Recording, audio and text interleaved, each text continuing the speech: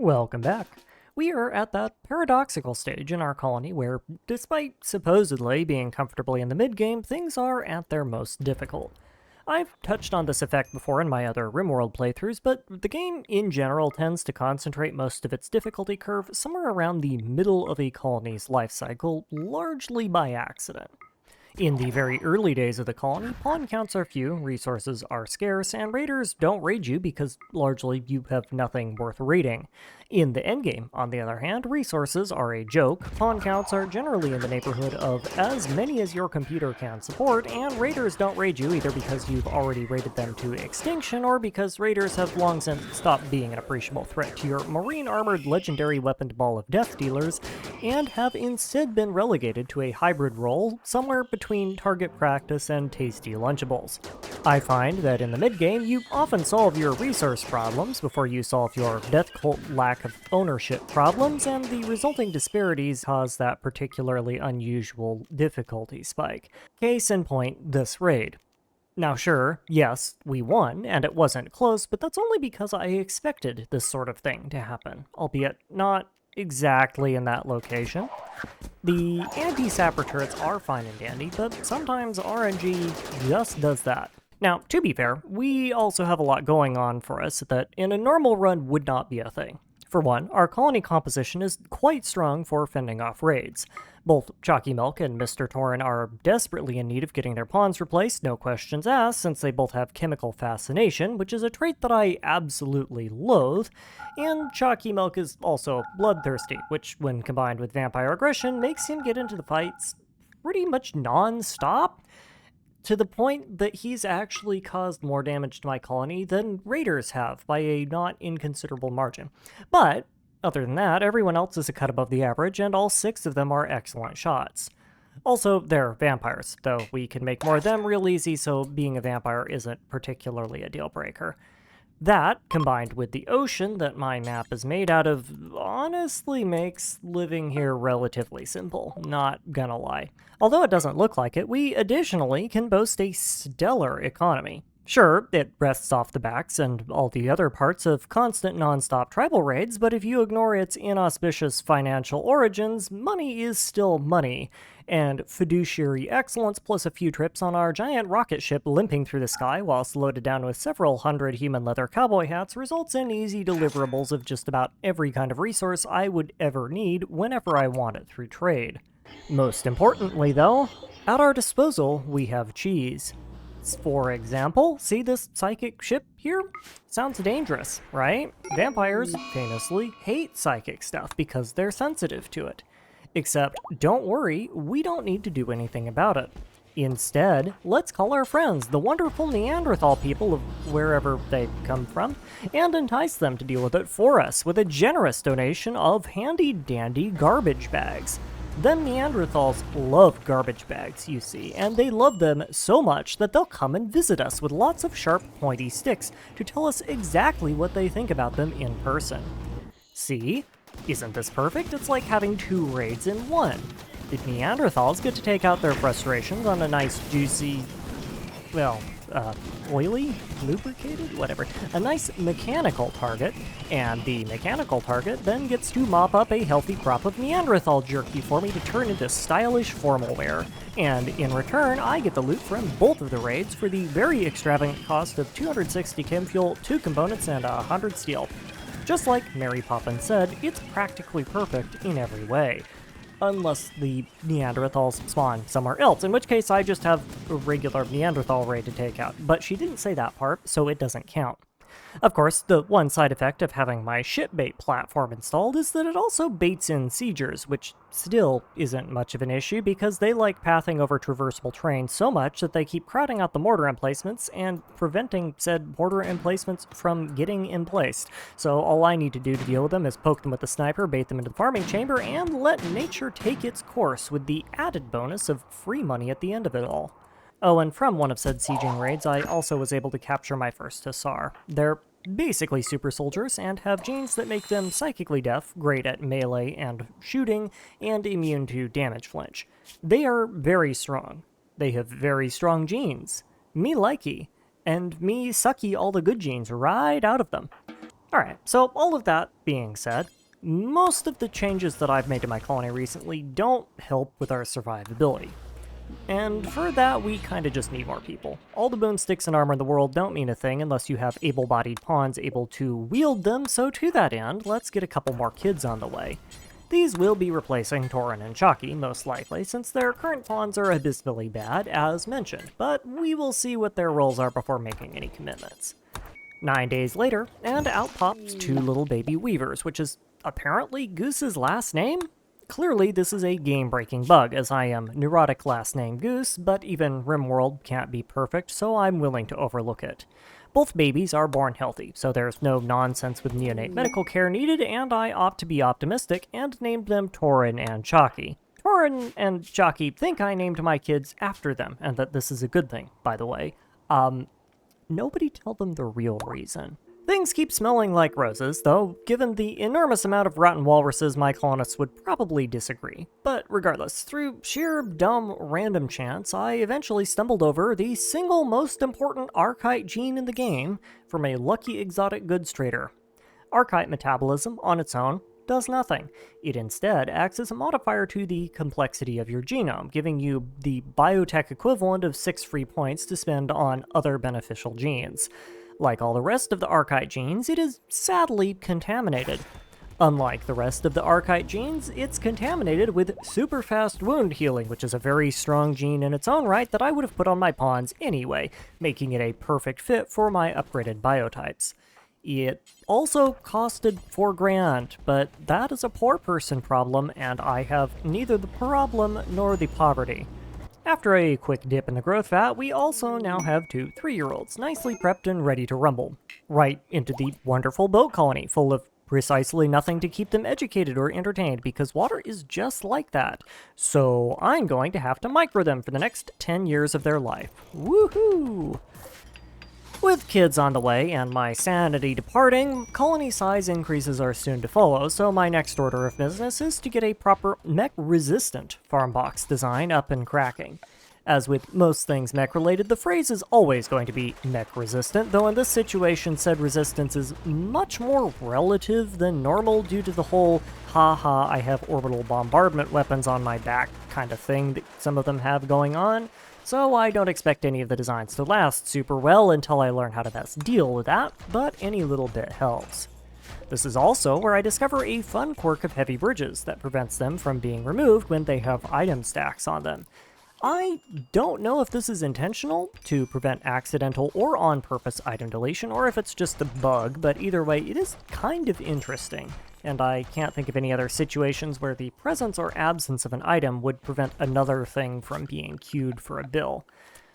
I can't, for the life of me, think of any practical applications for it, but it's still something to consider nonetheless. Oh, speaking of mech-resistant, there's also this charming, lovely little fellow. He's kind of hard to see in between all of the centipedes, but this raid has gifted me with a wonderful creature called an apocrytron. This fine, spiky sea urchin is, by and large, a support mech.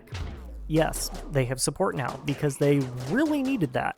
In addition to a passive area of effect psychic drone, rather than do normal things like area suppression or something, it instead is capable of resurrecting dead mechs. Fun. To clarify, it's capable of resurrecting any dead mechs to functionally full health. I'm sure you can see the problem here. Now, in my case, this problem proves to be non-existent simply because all the trash mechs went first, died, and got resurrected well out of their positions, allowing me to farm out the Apocrytron's resurrection charges without any real problem. Then, the Apocrytron decided that it wanted to actually fight me, and oh yeah, by the way, it has jump packs and about 3 bajillion effective HP. This would probably have been more of an issue if I'd actually bothered with cover or was vulnerable to the poison its weapon causes, but I'm not, and I didn't, so down it goes. Pity I can't use any of the loot, but such is life. On the topic of life, it progresses at rapid pace for our new Torin and Chalky, because it's time to get them their first skill points. Torin rolled really well here, and I was able to give them passions in construction, shooting, art, and crafting, in addition to the tortured artist trait, which will allow me to use them to farm out legendary rolls on basically everything. This is a phenomenal combination of perks to have. Chalky, on the other hand, got the short end of the stick to a degree that I didn't even think was possible. Her passion selections are crafting, which we will never need more than one pawn doing, so is useless. Social, likewise useless. Cooking, which we do not do. Mining, which we also don't do. Construction, which is okay. And art, which we only need one pawn for, and it needs to be another tortured artist pawn. Cool, not a great start. She also rolls the traits beautiful, which is fine, but only for relationship stability purposes, which are not going to be a problem with genes.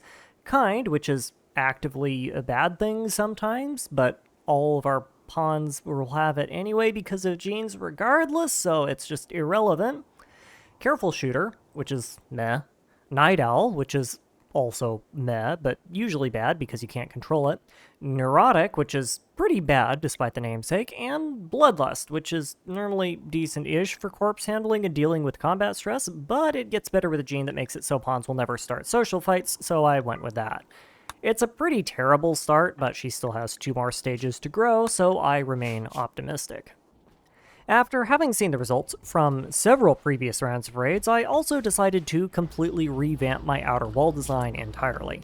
Sappers, for whatever reason, seem to be utterly ignoring the turrets in favor of blasting through them. Literally. They are blasting through the points with the most turret coverage on the regular, and then blowing themselves up on my very expensive turrets. Now, robust vampires and power armor are pretty darn tanky, so my plan, once I stock up on bridge building materials again, is to just hard wall off everything and then fight sappers head on. Traditionally, this would cause issues with things like rocket launchers or, bullets, but long jump and vampires counter those anyway, so we should be fine. I also got to take the kids out shooting here, which was a grand old time. Just look at them go. They can't hit the broadside of a barn, but they are trying. This went great until Shade went on a bender and got himself cut into pieces by Siders, but he's a vampire, so he'll be just fine. My gene libraries continue to grow ever more complicated with the addition of a very profitable set of new traits from another trading run, adding a bunch of random junk alongside the Killthirsty and Webbed Phalanges gene. Killthirst makes you need to kill pawns in melee combat to say stain, in return for more metabolism points, which would be pretty inconvenient if down pawns and prisoners didn't count. Fortunately, they do, so we can just put a bunch of people on ice and hull them out from cryptosleep if we end up needing to use it. Webbed Phalanges, however, is overpowered as all heck for this unique map, as it negates all movement speed penalties for traversing in water. Oh look, more targets! If you ignore the fact that they're bugged out and some of the drop pods landed in strange and interesting locations like one of my gene repositories, this is fantastic news, because more defoliator ships with only scythers defending them is functionally just steel with a few extra steps, and one of them being training for the kids. As long as you're careful, you can even exploit their serious issues with short-term memory loss by poking your head out, blasting them, and then hiding until their context window runs out. Over and over and over again. Sometime in the dead of night, both Thorin and Chalky celebrate either their 2nd or 10th birthday, depending on how you count it, and are ready to level up again. In both of their cases, this is not a particularly fantastic roll. Thorin gets duplicate passions in art and shooting, which are fine, I guess, but construction and crafting are more important, and she has a pretty terrible passion selection set. I debated going with making her too smart for easy mood penalties and better learning speed, but that's such a massive negative moodlet that I've decided masochistic was safer, albeit still not a great option. Chalky continues to disappoint as well, and I finally settled for passions on cooking, mining, plants, and melee, of all things, with an optimist trait to balance out the poor selection. About the only thing I can think of to use them for at this point is maybe as a dedicated cook or something, but it's looking increasingly likely that they will be getting kicked out if they don't roll something stellar once they hit 13. Speaking of which, now that Shade is roughly 18, it's time for him to become a vampire as well. One of the vamp genes, Ageless, does exactly what you would expect a gene that says Ageless does, and lets a pawn reach roughly 19 years of age biologically before it halts all age-related processes. This is basically the ideal age for a pawn in Rimworld for a number of reasons, but as a side effect, the gene also slows down the process of growing up, and I didn't want to nibble on him sooner because there are a few debuffs associated with being a teenager. Have fun, Shade. Enjoy your newfound immortality. And speaking of enjoyment, we really need to do something about the whole dining room slash bedroom slash child incubation room slash recreation room slash schoolhouse slash kitchen slash incinerator thing that we have going on the remains of my original raft. I love compact, efficient designs as much as the next person, and probably a great deal more than the next person, honestly. But this place looks like humongous poop from the butt, and nobody is happy to spend any time in it. Now, conveniently, I have a solution. The solution is money, as in I built a new room, using all of my leftover money, the storage of which has become a substantial issue simply because it doesn't really stack all that well. We solve all of that by storing it in the floor tiles instead of on easily accessible shelving units, and as an added bonus, it makes really bougie rooms for my pawns to read or play tic-tac-toe or whatever in. As time goes on, I've started adapting to the, frankly, a little bit overpowered new mechanoid types that biotech has been slamming me over the head with, and now have strategies for dealing with most of them. For example, a Procrotron seem to be contractually incapable of not resurrecting fallen mechs, even when doing so puts them wildly out of position or would waste their resurrection charges on absolutely useless garbage. For example, I have a psychic ship part in the usual position up north doing the psychic ship part thing, and got raided by a bunch of trash scythers that are so harmless I brought the kids out to teach them shooting skills. Despite being an entirely different raid, the Apocryton that spawned with the ship then came out to try and res the scythers, allowing me to do terrible, awful things to it with extremely large numbers of grumpy colonists with charge rifles. This strategy was actually so effective that I seriously considered getting myself some pikemen or milidors or something harmless and squishy and just not salvaging them and then lining the walls with their bodies to bait Apocrytrons out of position, but I decided that that would be too much work and opted to just start shooting them. As time passes, Torin and Chalky hit 13, and while their stat spreads aren't anything to write home about, they do end up being pretty decent, despite Chalky in particular having a rough start. Torin picked up Fast Learner, which, with Tortured Artist and Double Fire Passions and a bunch of relevant skills, means she will continue to be an extremely high-skilled general-purpose pawn. Chalky also managed to save himself from getting kicked out by rolling Brawler and a Double Fire Passion in melee, which, when combined with Bloodlust and Optimist, means he went from being kind of meh to an extremely solid frontline fighter with a bunch of convenient support skills to use once he's off the clock.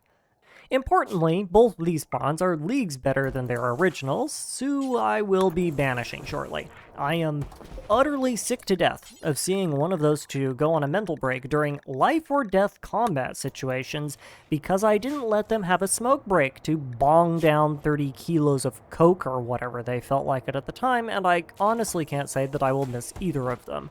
Now that my pawns are of a decent enough mentality to not make me want to run them headlong into an incendiary, let's get this party moving. I need more cash, which is interesting because I just spent a whole bunch of it lining the floors. But anyway, I need more, specifically lots more. And more specifically, I need lots more from a source that doesn't involve inciting raids, because guess what? The whole I struggle to take out raids with my current colony situation thing, yeah, that hasn't really gotten much better. My Polonists can take damage like champs, but in terms of pure damage output, they just aren't cutting it. Improving that requires more pawns, more space to house and raise them, and better logistics to support them, all of which need steel, which means trading, which means having something people want to trade for, such as industrial amounts of cheap recreational pharmaceuticals, or I guess just packaged survival meals, because Chalky needs to level up before you can plant Psykite. Lame. One extremely cursed hydroponic setup coming right up. Now, I can't do much about that in the meantime, so let's go steal other people's things and turn them into money instead. With only one ship, I can't haul much back, but I do get about 240 steel from trashing each pirate outpost I hit, and that's 240 steel I wouldn't have gotten otherwise, so I'll take it. Somewhere around this time, I also realized that my gene bank situation has gotten utterly out of hand, due entirely to my predilection for collecting every single gene in the game, no matter how insanely useless they are. This prompted me to sit down and go through an exhaustive list of every gene in the game to see what, if any, I will actually want to use. For example, I will never need to use Fire Spew Foam Spray, Animal War Call, or Acid Spray. The first is actively an liability given the whole fire thing. The second is useless compared to a single fire foam popper. The third is literally useless given the lack of animals, and the fourth is just shoot them? A bunch of others also fall in this category. Size sensitive? Actively a debuff. No thank you. Naked speed? Well, naked people die, so no thank you. Fur skin and furry tail? No, we are not stinking furries. Put on a parka if you're cold. Piercing spine? You have bullets. Use them. Then I started getting into all the cosmetic junk I'd collected, only to find that the trader ran out of cash. Alright, we will revisit this later. In the meantime, let's work on the whole infrastructure thing and getting all of my shiz modernized, insomuch as by modernization I mean reorganized in a way that doesn't cause me physical pain to look at. First on the docket for this is redoing my power setup because, well, no, storing all of your toxic generators in your kitchen/butchering station/food cooler doesn't actually cause issues in the short term. It does cause issues if you're an idiot and put your hydroponics basins right next door to them. Let's just say that this year's yayo supply comes with some extra ingredients to it. Now, the first step to better power is getting a full heat deletion setup going. I will obviously be using pollution generators to make my power since they're basically the best option I have available on a first tile basis, but they also produce packs of pollution that we kind of want to keep frozen. Plus, the added benefit of being able to use those packs of pollution to summon raids on demand doesn't escape me. If you're curious about how the whole heat deletion thing works, you'd be better off checking out my previous videos where I go to it in detail, but in short, it exploits a bug that makes really, really, really cold things even colder. The second and final step in this industrialization process is chucking all the junk in the trunk needed to deal with the massive amounts of pollution this thing is going to be making. In a hilarious turn of events, despite not being able to research mechanitor tech due to a lack of mechanitors, I can research the waste pack atomizer using schematics you get from traders. I have actually had one on the atomizer's tech for so long now that I completed the research with it, allowing me to tier skip the mechanitor research entirely and make them without any of their prerequisites. Atomizers are the endgame pollution deletion system, but I have murdered so many apocrytrons that I can spam out half a dozen of them, no questions asked, and they are so incredibly energy positive that the combination of pollution generators, pollution pumps, and atomizers is basically just geothermal energy plus with a small amount of dumb labor and 5 times the steel, both of which I am well situated to provide, with an emphasis on the dumb part of the dumb labor. What I'm not suited to provide, however, is the hours of time necessary to hunt down the last few genes that I need to create my new master race. Archaea genes, as mentioned earlier, are a very rare trade option. Archaea genes without excessive nonsense attached to them are even rarer. Finding a specific Archaea gene with no substantial downsides as such is functionally impossible and has seen me taking yearly round-world trips to search for them. Also, the mod list for people who wanted it. The fishing, world edit, and scenario editing mods are for debug and world setup. They don't get used in-game, even if they do add things. Now, rather than mess around with all of the nonsense involved in searching manually, I now have a mod that lets me see every trade from every friendly settlement in the world in a conveniently searchable list. This is arguably a little bit of an advantage, given that it lets me see trades without any of the associated chem fuel costs I would have to pay to visit the base in person. But on the other hand, I have been quite regularly selling thousands of chem fuel explicitly to get rid of it, to avoid, shall we say, accidental colony immolation as a result of temper tantrums, and I can quite easily canvass the entire world with one pawn and a shuttle in like 2 days, so it's less overpowered than it sounds, and it saves me literal hours of micromanagement. Case in point, just by looking at this list, I can determine that all 3 of the Archaea genes I have access to are bad, so I know that I can skip this round of trading entirely and check again in another 30 days. Mind you, this mod also does absolutely nothing to help with the actual transport of all the goods and services, so I still end up spending exactly the same amount of time I was before making repeat shuttle runs for steel, but all the trade keeps the neighbors happy, so who am I to complain? As my colony wealth steadily increases, raid logic starts breaking down, even more so than it would in a normal late game run, largely due to the game's inability to handle the sheer amount of hydration that I have been throwing at it.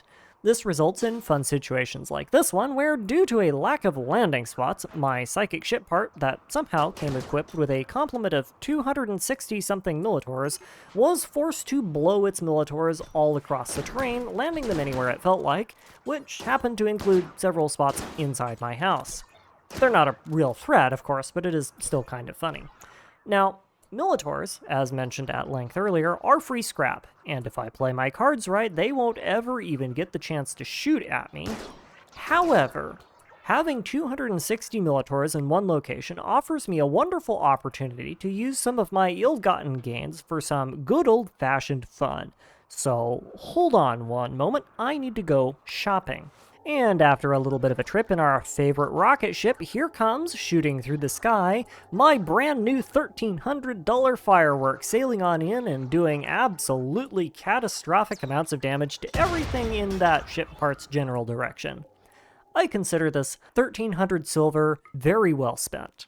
And if you are wondering why I wasn't actually worried about the Militaurs, this is why. Aggro range is a thing in this game, and also regular weapon range is a thing, and exploiting that goes a little bit too hard in this case. It's kind of satisfying in the same way that watching factories extrude Play-Doh is, but like 300 times as violent. My next big build is, for the third time this run, a genetics lab. Hold on, sorry folks, random mech attack, 1 second.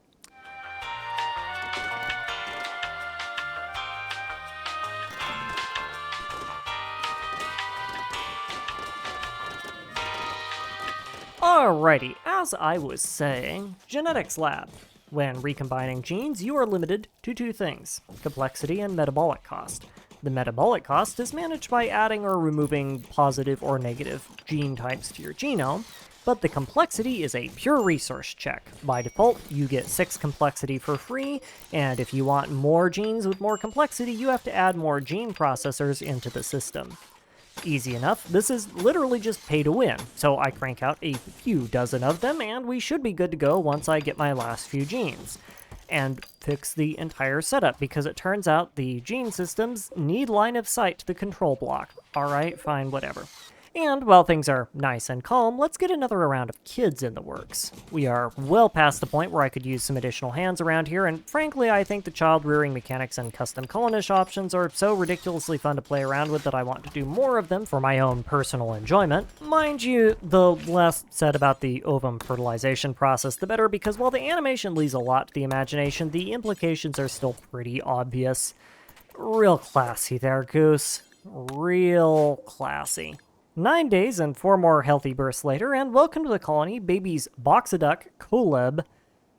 I'm gonna go with Checkers and Heather Kirk. You all get the dubious pleasure of then being immediately reinserted back into the tube until you hit 3 years of age, because despite the negative moodlets associated with it for the parents, there doesn't seem to be any penalties for doing this to children, and they age much faster in the growth path than they do in the crib. Plus, you know, no crying, no feeding, no playtime. Honestly, kids are such a hassle. It's so nice to just be able to stick them in a tube and make them grow up. Our next structures on the top left of our colony is a box that I will politely and euphemistically refer to as the base's Human Resources Department, complete with a trendy, modern beachfront break room and Starship-grade wall decorations.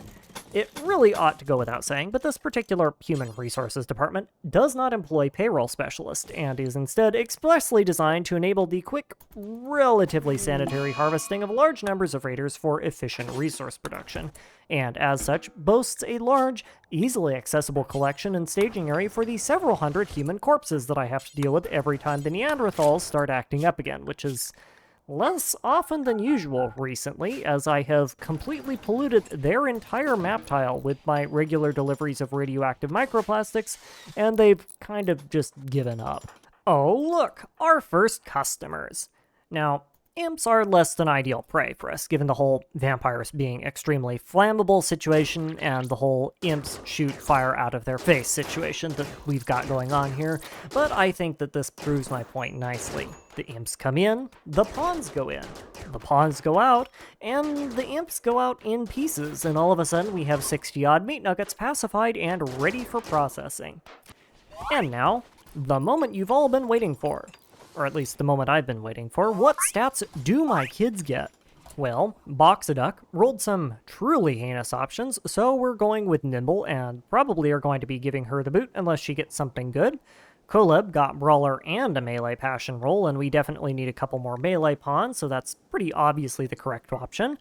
Checkers likewise got a melee roll and rolled tough on top of that, meaning that she will be taking a whopping 37.5% incoming damage once she gets the robust gene in her before armor, which is so unbelievably stupid that it's hard to quantify.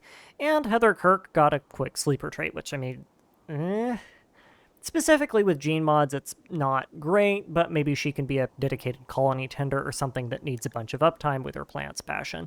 Other than that tough trait, there's not a whole lot to write home on yet, though. So I'm seriously considering doing some bulk pawn production just to try and farm out tough traits in the future, because that one in particular is utterly broken.